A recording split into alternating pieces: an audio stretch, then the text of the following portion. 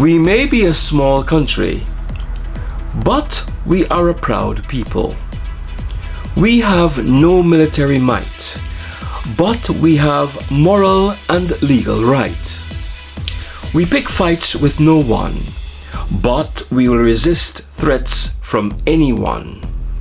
In so doing, we will seek the protection of international law and the support of the international community. Words by His Excellency Dr. Mohammed Irfan Ali, President of the Cooperative Republic of Guyana, 30th of January 2021. As we look at the imperial ambition, Venezuela's threat to Guyana. Carl Brown here, welcome to the Time Tunnel and my YouTube channel. Speak with you in a moment.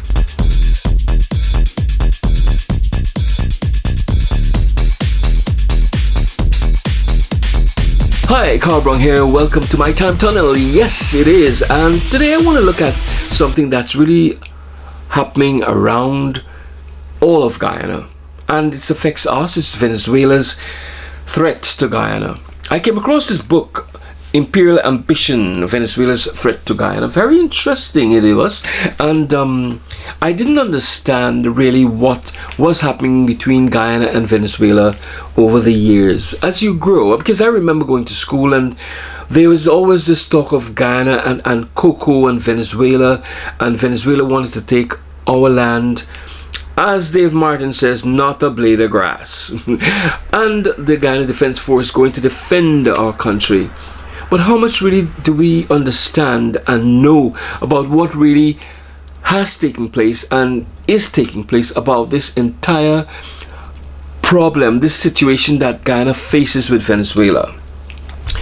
Some time ago, the Honorable Minister Carl Greenidge came to the UK and gave a lecture, a talk about this entire situation, about how Guyana is dealing with this. I didn't understand it until when I listened to him. Believe you me, it was the most constructive and intelligent way of putting things over that made me understood really what it was about. And for those of you who really do not understand and really haven't an idea about what this is all about, I present to you the Honorable Minister Carl Greenidge to explain to you a little more in detail about Venezuela's threat to Guyana.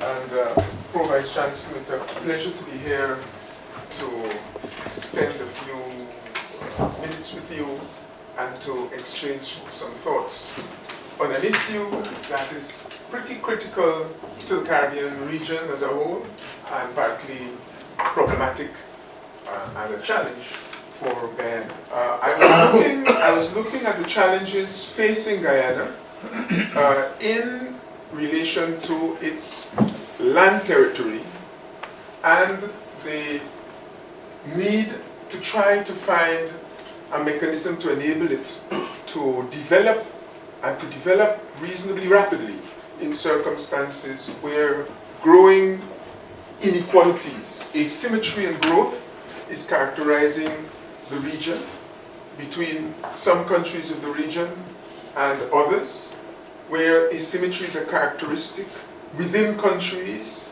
leading to a host of political problems, some of which manifest themselves in violence and various forms of criminality and social breakdown.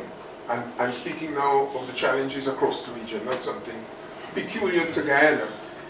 As you know, the region of the Caribbean is a little peculiarly located. In England, when the West Indian speaks about the Caribbean, they speak of the islands of the Caribbean that are associated, perhaps, and best known in the game of cricket. As well as of mainland Guyana, which is the only English-speaking territory on the mainland of South America. But the Caribbean, strictly speaking, if you look at it geographically, encompasses a far wider area. And when in the Americas one speaks of the Caribbean, they include Mexico, Central America, and all those shores washed by the Caribbean Sea. So I'm speaking of the Caribbean in a wider sense, in a wider context. And politically, you know that the region, recognizing that small size is a constraint on development, you may not be able to grow the country physically, but in order to compensate for the challenges of small size, many of the countries have embraced a process of economic integration and economic deepening. And that deepening has manifested itself most recently in the CARICOM, the Caribbean Community, which is aiming to create a single economic space.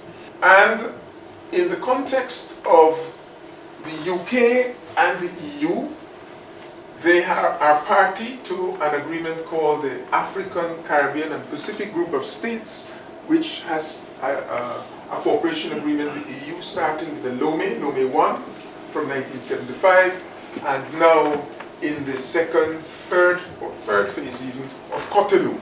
This is the only North-South platform in which the South has an automatic, if you like, arrangement by which it can speak to the North, monitoring progress in cooperation and signing agreements periodically on trade, development issues, finance issues, and cultural cooperation and related matters. That is Cotonou. It is in fact its origins lie in the Georgetown Agreement, so-called. However, CARICOM was expanded into CARIFORUM in order to fashion the Caribbean part of the partnership with the European Union. So when I speak to Caribbean, I'm speaking of the wider community that you may know as CARICOM. If you add the Dominican Republic to that, you will find that is CARIFORUM. You mustn't miss out Suriname, which also joined CARICOM some years ago. But between the CARIFORUM territories and the European Union, although the dialogue has taken place and there's a platform for dialogue taking place between them in the ACP grouping at the officials level, ministers level, heads of state and heads of government from time to time, there is the growth, the emergence of an arrangement between CELAC, which is the Latin American territories, all the Latin American territories, together with the Caribbean territories as part of an interface with the EU. So you have the European Union and the CELAC, which includes the end of it, Latin American Caribbean states. Find a platform in which they can exchange ideas on how best to deal with the challenges and difficulties that face them in the arena of development. What I want to say to you is that in the territories that constituted Guyana, what those of us who are too old call the counties of Guyana, that is Berbice, which is the area closest to Suriname, Demerara, which is the area you know best from sugar, and Essequibo, which is an area a lot of people don't know at all, but it is that area in which most of the gold mining, some of the major waterfalls, and the fourth largest river in the whole of the Americas, in the Southern America lies. This is Essequibo. And those three territories actually were developed by the so-called United Provinces, namely the Dutch. The city-states such as Flushing, Vlissingen, and the others which were responsible for taking the Dutch to the forefront in the 17th century, they developed these territories. They put stakeholders there, men, state who would look after the buying of logs, letterwood, balsa wood, anato dye, and a whole range of products, and then send them to Europe. That was what the Dutch were doing, even as the Pope had granted dominion over these territories by the Spaniards. But in 1648, the Dutch completed a rebellion against Spain, and that rebellion ended with a treaty, the Treaty of Munster. And the Treaty of Munster ended a lot of wars. You had the 80 Years' War, that's 80 Years Rebellion by the Dutch. That's all very exciting. But the important thing I want to draw to your attention is that at that time, the 3 colonies were transferred from Spain to the United Provinces, essentially the Netherlands, Belgium, and Luxembourg, as part of their rights. And the Treaty of Munster also marked what is called the Peace of Westphalia, which is, if you like, is an understanding and a system, an ideology dating from the mid-17th century, governing the right of countries to sovereignty. If you are sovereign, then you can do what you like within the land, within your people, within the laws.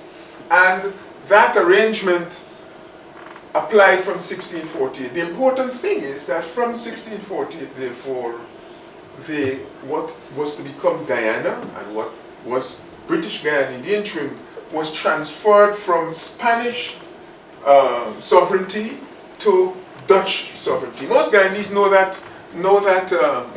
that history, but you will be astonished to find many of the Guyanese that if they read Venezuelan press, US press, even the Washington Post, you will find a completely different history. Last week, President Maduro of Venezuela was telling a story under which he inherited, that is, Venezuela inherited the Essequibo from Spain. Well, how do you inherit something when somebody else has owned it for 187 years in between whiles?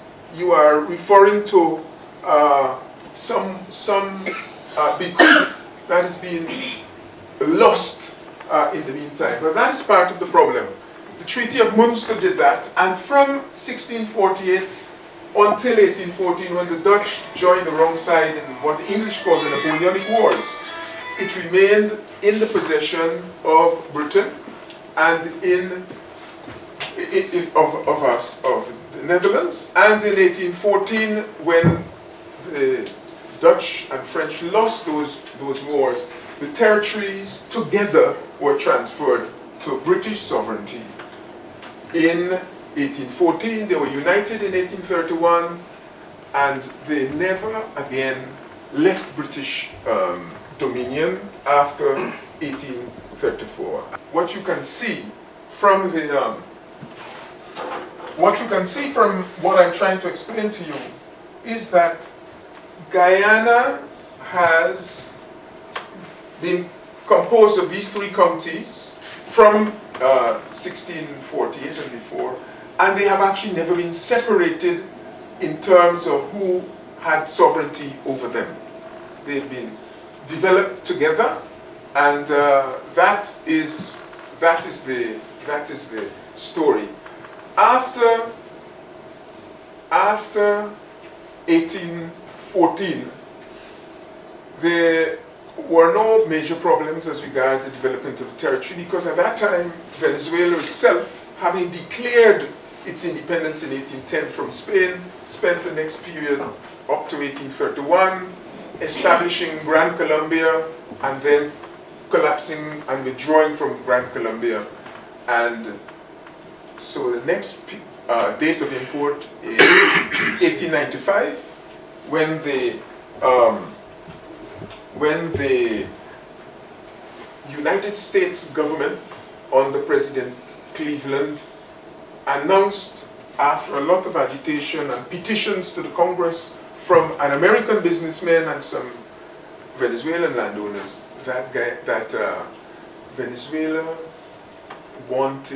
had been laying claim or disputing the ownership of some 60,000 acres, 60,000 square miles of Guyana, and the 60,000 square miles lay on both sides of the Orinoco River. The Orinoco River, which lies to Guyana's extreme west, was at that time partly settled by the English. It was first settled by Sir Walter Raleigh, who went in there, left sailors to try to learn the language and develop the area. That's another long story. But the point is, somewhere in the 1890s, the US found itself under pressure from some of its businessmen to lay claim to the Orinoco and to prevent further British encroachment in the Orinoco Delta itself. So the US threatened in 1895 to go to war with Britain over this area. It has, the literature on this is not very well known, but this is a fact. And Lord Salisbury in the United Kingdom ignored this until I think the British found themselves under pressure, Boer War coming, Boer War II, and the European wars. And in 1897 signed the Treaty of Washington. That Treaty of Washington in 1897 contained a passage in which they agreed, the parties agreed, Venezuela and United Kingdom and United States, to accept the findings of an arbitral tribunal which they would establish and treat those findings as final and perfect and solving any problem that was put to the tribunal. Subsequently, the tribunal awarded the entire mouth of the estuary of the Orinoco to Venezuela, and the British settlements along the eastern banks of the Orinoco had to be moved, and a bit of the littoral, a bit of the coast of Guyana, Pointe Playa, and further west were given to Venezuela. The importance of that is this, that today, Venezuela, by having been given that piece of real estate, which now houses the world's largest estimated reserves of petroleum, has benefited. That bequeath, as it were, that gift by the arbitral panel enabled Venezuela to reach levels of per capita income which have little parallel elsewhere in the region. Of course, there have been other problems since, but that is what happened. And Venezuela accepted the results. They helped to draw the boundaries which were marked and approved in 1905. Until 1962, there was no problem. In 1962, Venezuela announced that it was not satisfied with the award and that the award was null and void. Unilaterally decided that the award was null and void, and the award, as far as they were concerned, being null and void, somehow it gave them sovereignty over the entire area. Somehow it's morphed into that. But before I get there, let me just say to you that between 62, when they made that announcement in 1966, the government of United Kingdom and the government of Venezuela agreed to set up a committee to discuss this matter, and that discussion ended in 1966, just prior to Guyana's independence, with what is called the Geneva Agreement. The Geneva Agreement is an agreement that sought to resolve the controversy. Well, in the Geneva Agreement, you have the English at their best. The idea in the Geneva Agreement was this: in the event that the two sides cannot agree on a peaceful next step in resolving the controversy, if they've spoken, they had a joint commission, they've exchanged ideas, they've examined the claims, and they still can't resolve it, the Secretary General of the UN would be called upon in a good offices process to choose from a menu. And the menu is Article 33 of the UN Convention, which sets out a set of modalities for resolution of conflicts. And those modalities run from conciliation, mediation, arbitration. All these things are supposed to mean something to lawyers. So I can see you're not lawyers, so you're not getting excited. But to laymen, I want you to know is that as far as Guyana is concerned, one of those, although it's on the menu, is already out of the question, because we had already signed an agreement by way of an arbitration treaty, which is in effect an international treaty, saying that the findings are perfect and binding. So there's no chance that Guyana will go back and give any thought, give any consideration to having another arbitration, because if a country could renege on an arbitration award once, then there's no I think you'll be looking for trouble to invite them to sign another one with you. So the other elements were identified, and that is the process. If they use one element and they exhaust it, conciliation or what have you, then the Secretary General can find another one and allow them to try and exploit it. Now, that might at the time have appeared like a very good way to resolve the issue. You kick the ball down the road and leave them to worry about it. But what has happened in the meantime is interesting. Article 4 of Article 5 of the Geneva Agreement has something to say, and I selected this because, again, in recent times the Venezuelans have been publishing, agitating, and anytime you read something on this coming out of Venezuela, it is that Guyana has systematically refused to adhere to the provisions of the Geneva Agreement, and it is in breach of the Geneva Agreement. It's always been in breach of the Geneva Agreement. Let me make a couple of quick points. One is, we have never had evidence along the lines of something acceptable in a court as to why the agreement is null and void. As I said to you, Venezuela exploits the Orinoco Delta for oil, gas, pitch and tar, and a whole set of things, unencumbered.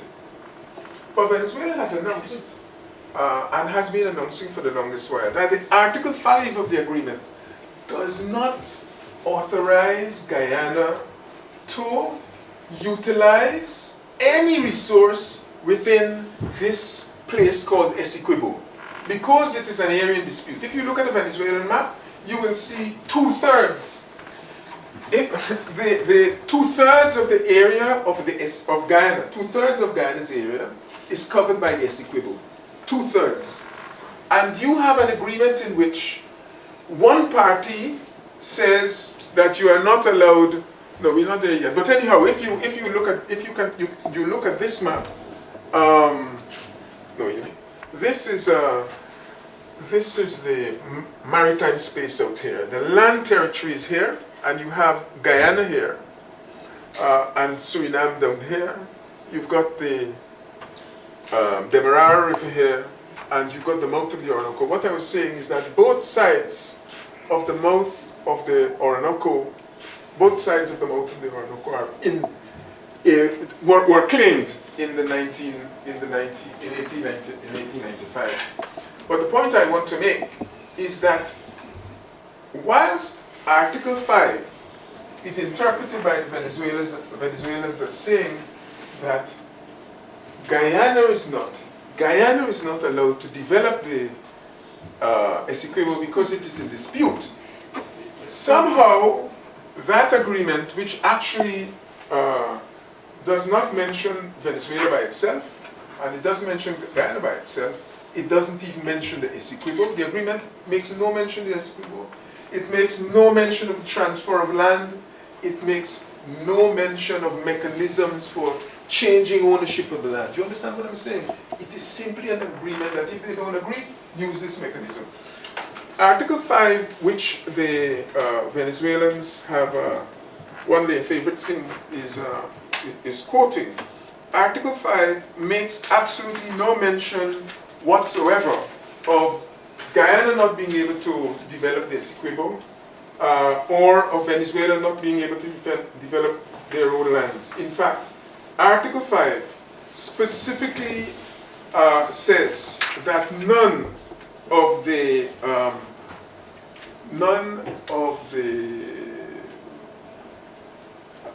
clauses or articles contained in it prohibits the countries from exercising the rights they would normally exercise over sovereign territory. Guyana has never lost the sovereignty over the Essequibo, and if I might quote you Article 5,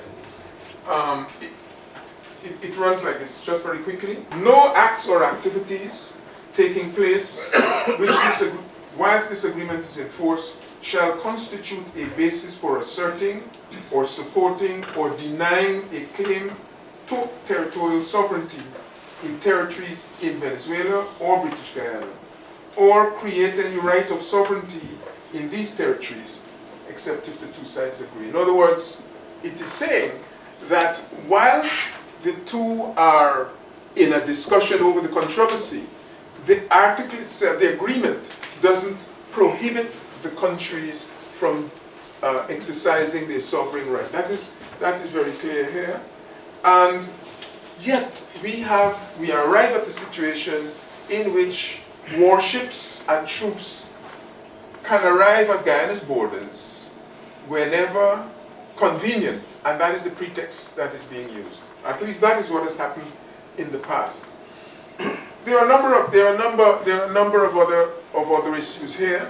The discussion that I've been engaging you in has concerned land territory, and that is what the Geneva Agreement is about. Because in 1966, when the Geneva Agreement was signed, we had not got the United Nations Law of the Sea Convention. The Law of the Sea Convention defines the rules governing the apportionment of maritime space. Are you with me? The seas, how the seas are to be shared amongst countries. Okay? Before we go there, as regards the land territory, the big problem is the Geneva Convention has given the Secretary General powers to choose from the menu. And it gives him those powers partly because Venezuela, although it is a party to the UN Charter, it has specifically excluded itself from the utilization or to be the subject of any decisions by the ICJ as regards land territory. In this particular case, there's often a confusion where people say, look, the government of Venezuela can't be taken to the ICJ because they have already said from the very beginning that they're not to be bound by the ICJ. What do you do? As it happens,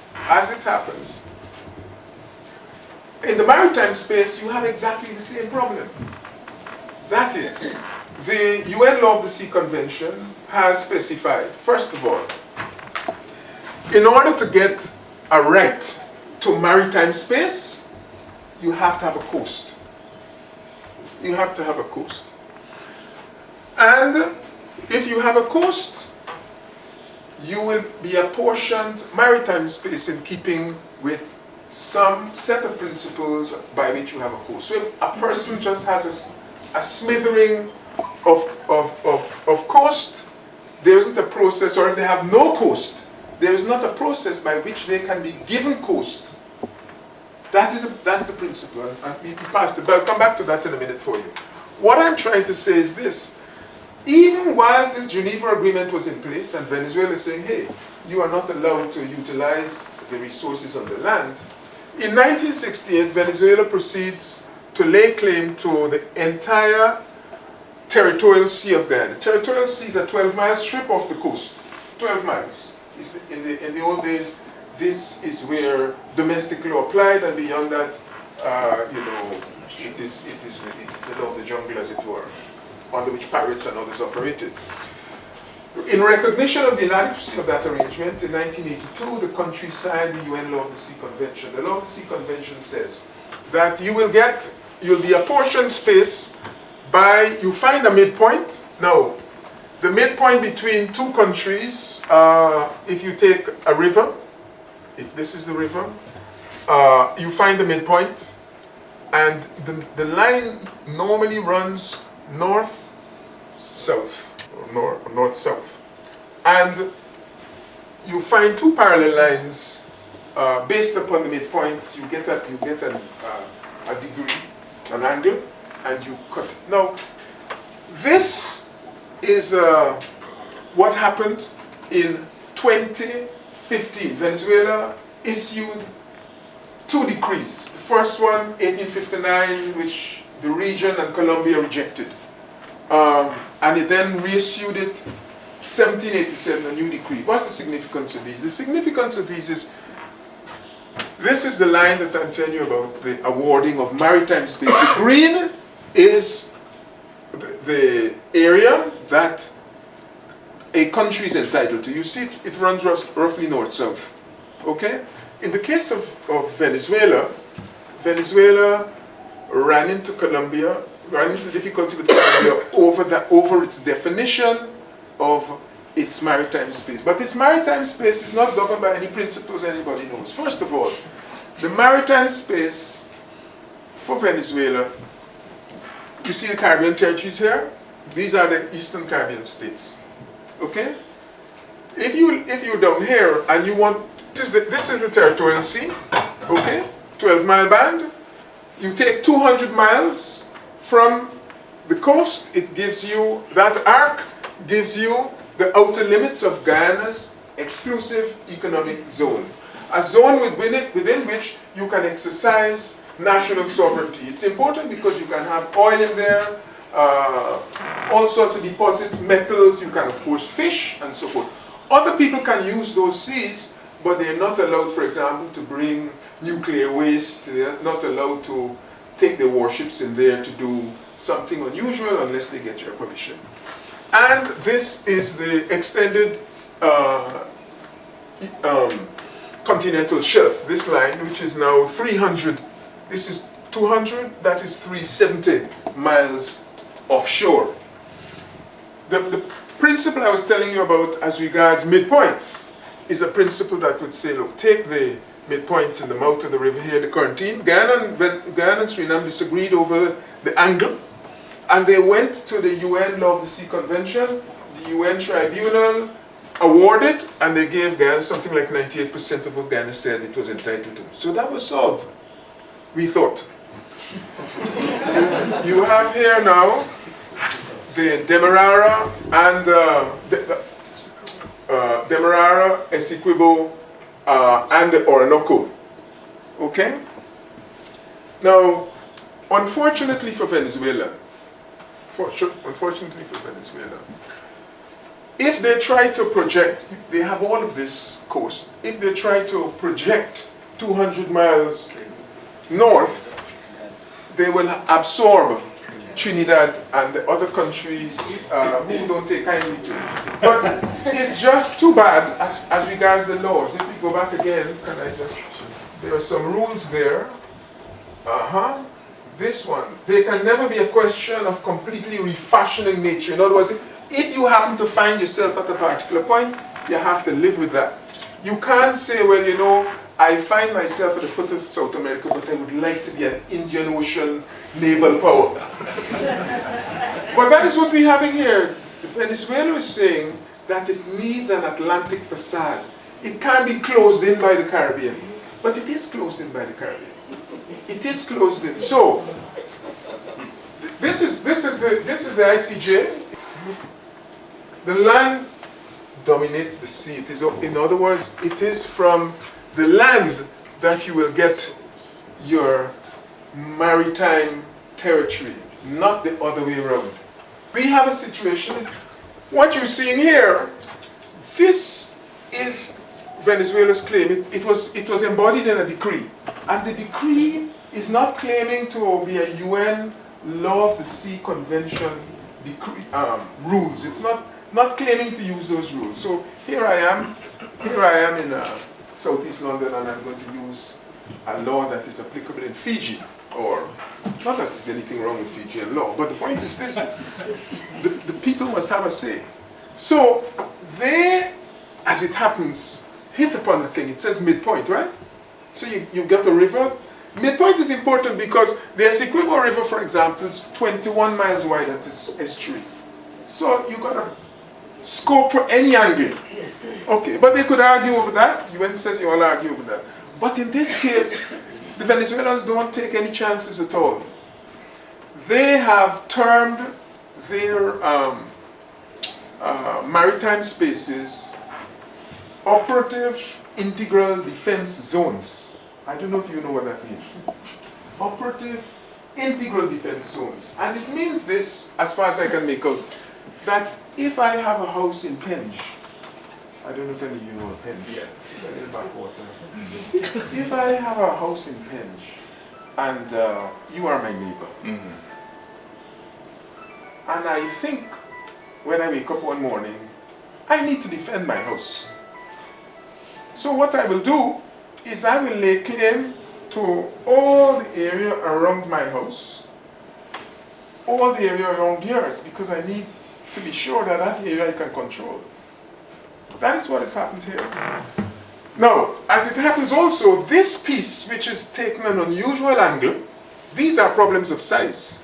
Because you can't be entitled to all these areas, because when you take all of this in as your EZ, 200 miles from the shoulder, you don't leave them to have 200 miles away from their islands.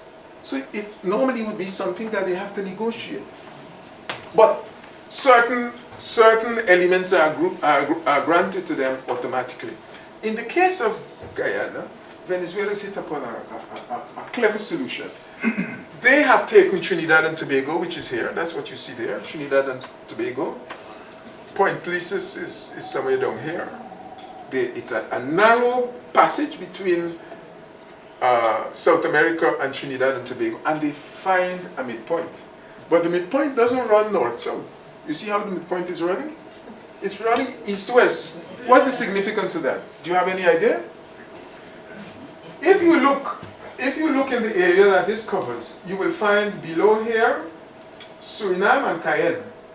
But you will also find that what the Americans call the Suriname-Guyana Basin, which they deem, which the geological surveys of the United States deem to be one of the richest unexplored sources of petrocarbon deposits.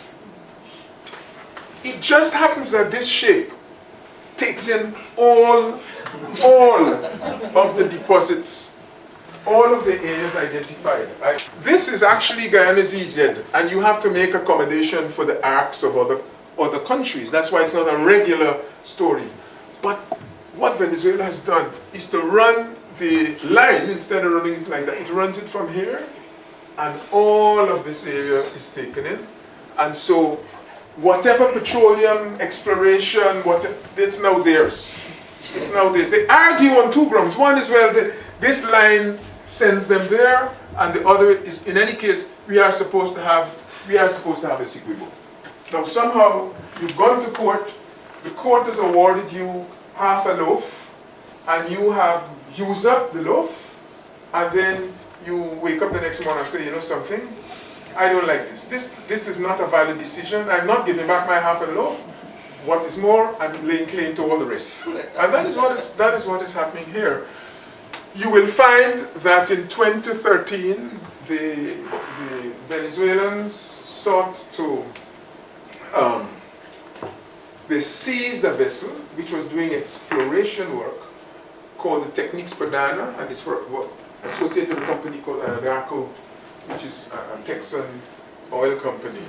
And that Texan oil company unlike Exxon, which Venezuela claims is in cahoots with the United States and Guyana to rob them, they had no problem, they had no quarrel with that company, but they seized the vessel. There's the contention is that Guyana had in 2015, which happened to be a few days, on May the 15th or May the 13th, Exxon announced that it had made these substantial finds, extremely large fund, at that time over 1 million barrels. They said it's provocation, that we would have just given them a license. In fact, the license that Exxon has, and the license the others who were operating the shelf had, were issued in 1999. The laws were written in 1986. But you wait 17 years after Exxon starts to operate, and you now seize a vessel on the, or 15 years after Exxon seize a vessel on grounds that this is your territory. The problem that the management of this arrangement faces is something like this. How is it now that you're going to bring this arrangement to a peaceful and satisfactory end? A small country, we've been with the UN process since 1966, and whilst we're waiting on the process to solve the problem, Venezuela has occupied Coco Island, which lies in the Cuyuna River, one of the borders. That is Guyana's river, but one of the islands is shared. Venezuela sent troops in 68, occupied the whole thing. In late in 68, they fostered an uprising. The other day, the leader of that uprising from 1968 was given an ID, a Venezuelan ID, as part of a process of trying to, and this is why you will see we have to look very carefully when we are asked to embrace the principle that the Falklands embraces. That is, if you say, well, leave it to self-determination, then you're going to find suddenly 200,000 Venezuelans coming over the border, or suddenly having Venezuela ID cards and claiming to be Guyanese because they were born in the Essequibo, and therefore that is self-determination. So one has to be careful. Not every case that is justifiable can be defended on the same principle. So that is one of the reasons why we keep away from that principle. One of the things that's going on now is Venezuela is issuing those ID cards. It is also the case that in a bureaucracy, and this is really where I want to get to it, a bureaucracy has a tendency in the international political arena to try to find that path which upsets as few of the heavyweights as possible. And if that means inertia, that they don't do anything, they don't do anything.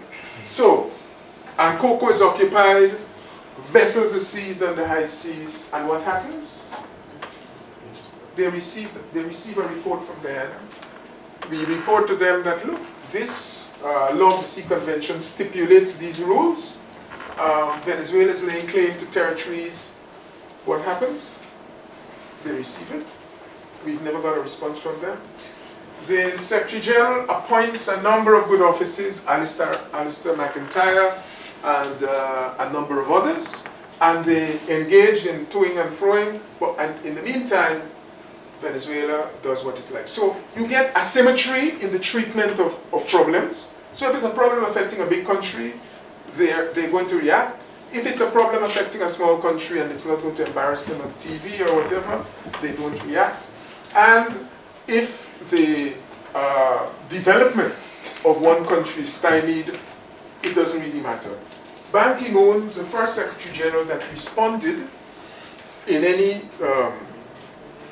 significant way to the mandate which has been given to them to choose. He had, in September, called the two presidents and their parties together, say, hey, I believe this is a problem of dialogue. If you want to speak, we can move to a resolution of this problem.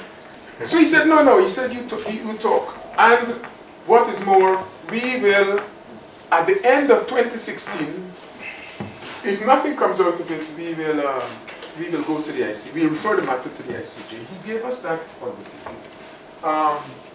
However, in his 1 year of effort, in 2016, he found that he identified Venezuela was insisting that they didn't want to move from the so-called good officer process, whereby he chooses someone. And he said, look, you need to dialogue a little more. And he gave 6 names at different times. All of them were rejected by Venezuela. All were agreed by Guyana, all were rejected by Venezuela.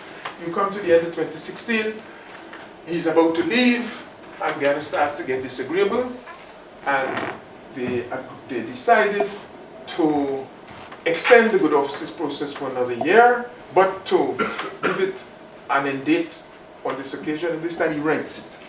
Okay? And so at the end of 2017, we are told that this exercise is going to be resolved one way or the other. Either in the meantime, the 2 countries come to an agreement. The letter says that they must arrive at, if they experience significant advance towards a resolution of the problem. But remember what the problem is? I don't know if you remember. The problem is the claim by Venezuela that the agreement of 1899 is null and void. It is not a problem of allocation of land space. It's not a problem of, least of all is it a problem of allocation of marine space, because as you know, 1966, there was no issue of maritime space. That has to be dealt with separately. So the question is, how can you, in a year, solve a problem of a controversy raised by one country that says it has a claim? It has a claim that an agreement is null and void. The obvious way is to go to the court. But the UN seems to prefer to try and deal with the matter.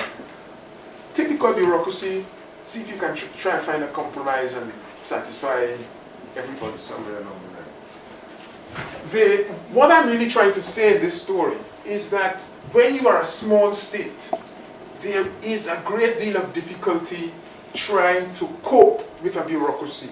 It isn't that the UN had been asked to do this job. It is that the UN Secretary General has been identified as a good officer. He, in effect, is the big guru.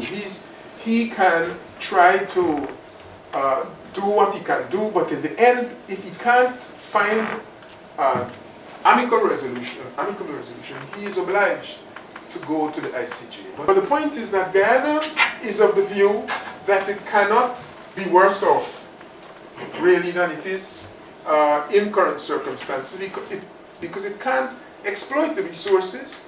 What's the point of governing 883,000 square miles, but you only have the power to effectively utilize 20? As a small state, these are the sorts of challenges you face. And what I had wanted to, let me just quickly say, is to look at the various options that one has on the diplomatic front. How do you deal with these? You work with the regional institutions, wrap yourself up in regional institutions. You build alliances with those institutions. Some of them are special institutions. You work with small states. You work with states looking at enforcement of international rule of law. You work with an aligned movement, which the country had done quite effectively. It was in the forefront of the struggle against apartheid and also in the decolonization. And this, in the early days, prior to 1990, served Guyana very well. But in the period since then, it has fallen off the map in many of these areas, and therefore your capacity to mobilize sympathetic states and regional bodies has declined. So we have now to spend a lot of resources trying to do that work. And what you will find is that many governments are not greatly bothered by these things. I mean, once you don't cause the television audiences to be upset by showing them too much blood, too much violence, too many flashing lights, they live with whatever's going on.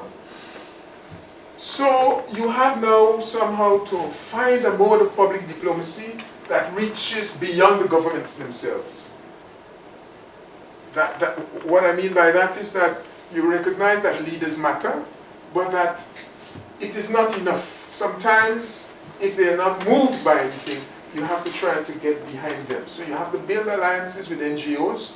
When we were looking at debt, those of you that follow the debate over debt and how that was taken forward and manifested itself in HIPIC in the end, it started with a number of NGOs. I think it's wrongly categorized as the second poorest country in the hemisphere. I don't think it is true. That story came because some of our allies in the UK were trying to encourage the Guyanese themselves to embrace the economic recovery program of 1989, 1990. But what is certainly true is it is at the bottom of that list of GDP in the region, and you know the challenge of maintaining peace, of excluding violence, keeping drugs out, drugs which are consumed not so much in the region but in the north, the west in particular, and elsewhere including the UK. These have to do with economic opportunities. These have to do with social programs. Which social programs have to do with funding? They have to do with imagination, they have to do with policies, but they all require funding. They all require educating your youngsters, and we know the problem across the Western Hemisphere of marginalized black men in particular. All over the Caribbean, that's a problem, just as it is in the UK.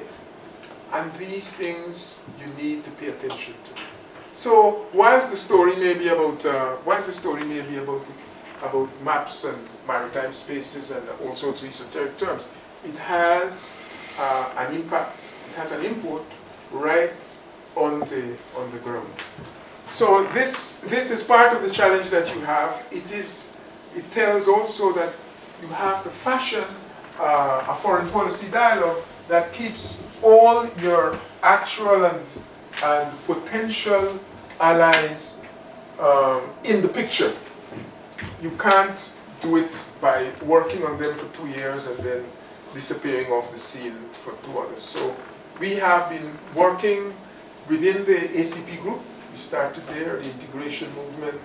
Within the ACP group, the ACP heads of state passed a resolution calling upon the UN Secretary General to take his decision and calling upon allies to do whatever is necessary. The UK, which is a signatory, or perhaps I should say a midwife, to the Geneva Agreement, not to mention to British Guyana, has a role here. The UK itself, I think, has tended to find that maybe they don't need to do very much. But in fact, it is they who have to underwrite the process in the event that we are in danger of being given the short end of the stick, as it were.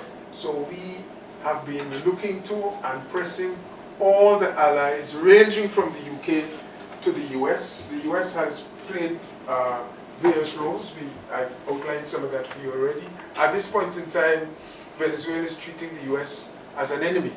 But you know, as I said to you, this has not always been the case, certainly in relation to the Guyana territory. So that is really what I wanted to explore with you this afternoon. It's a very complex area.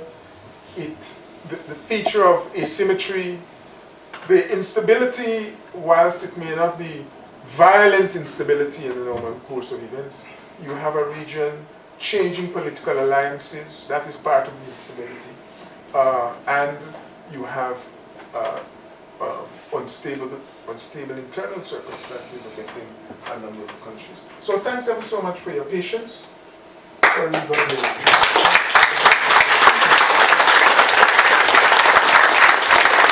Indeed, it was very educational. I hope you did find it educational as well. Carl Brown saying it was a pleasure being with you. Until we meet again next time when I will take you into my time tunnel, feel free to like, subscribe, leave a comment. Promise I'll be back with you. And as always, peace out and catch you later.